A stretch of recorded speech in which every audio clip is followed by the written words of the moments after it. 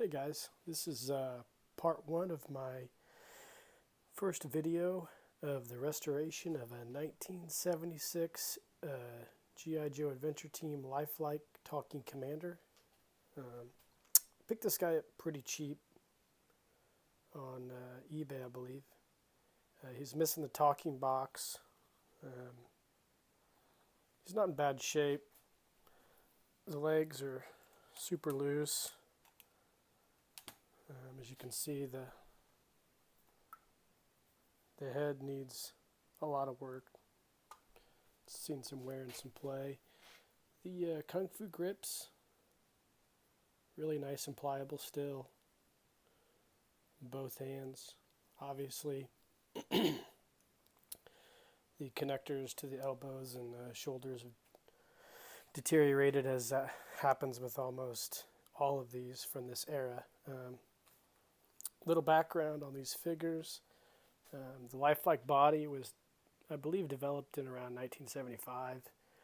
It lasted for a couple years until the G.I. Joe Adventure Team line was disbanded. You can find out some really good information on the history of these bodies on vintage3djoes.com. I'll post a link in the comments. But it's a really interesting story. A lot of people consider these to be junk, and for the most part, I mean, they're not the greatest bodies in the world, but they're highly collectible, and I enjoy restoring them whenever I find them for a decent price. This particular figure, as I mentioned earlier, I picked up at eBay. He was missing a talking box, and I can find a different talking box. I'll swap them out, but right now I'm going to go ahead and be using an original G.I. Joe Adventure Team Commander talking box, which has the original phrases. Again, if you're interested, Vintage 3D Joes has a lot of good information on the original Adventure Team Talking Commander, but his talking box will actually fit in this figure. The parts I picked up from Cotswold Collectibles to restore it. I'll also post them in the links as well. It should be a fun project. Like I mentioned, I'm going to have to basically reflock the head. I'm going to actually redo the legs, so they won't have this rubber connection anymore. I'll actually redo them, and probably the second or third video I'll come up with some nice details on how I did that. And this kit here is your muscle body restring kit. This is for the shoulders and elbows and the neck posts. And I'll get to work on this guy pretty quick. Step one, obviously, is going to be doing the head. That's usually what I always start with. I deflock it, then I reflock it and move on to the body. So should be a pretty straightforward project. This will be the second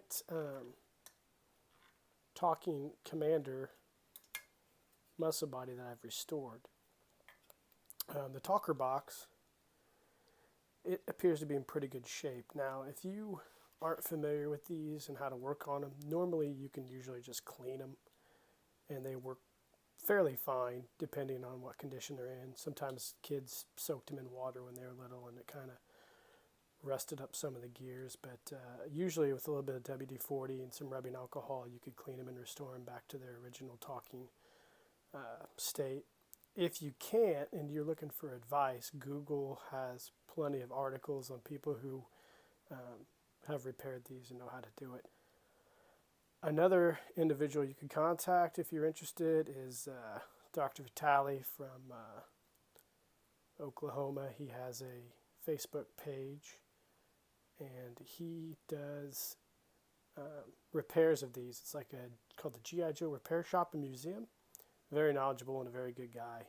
He gets back to you pretty quick. You could Facebook message him, and he usually can fix a lot of these talker boxes if you need those restored. But anyway, this is, like I mentioned, video 1 of the restoration. Just kind of want to give you a brief outline of what I'm going to be doing with this figure. And I hope you enjoy.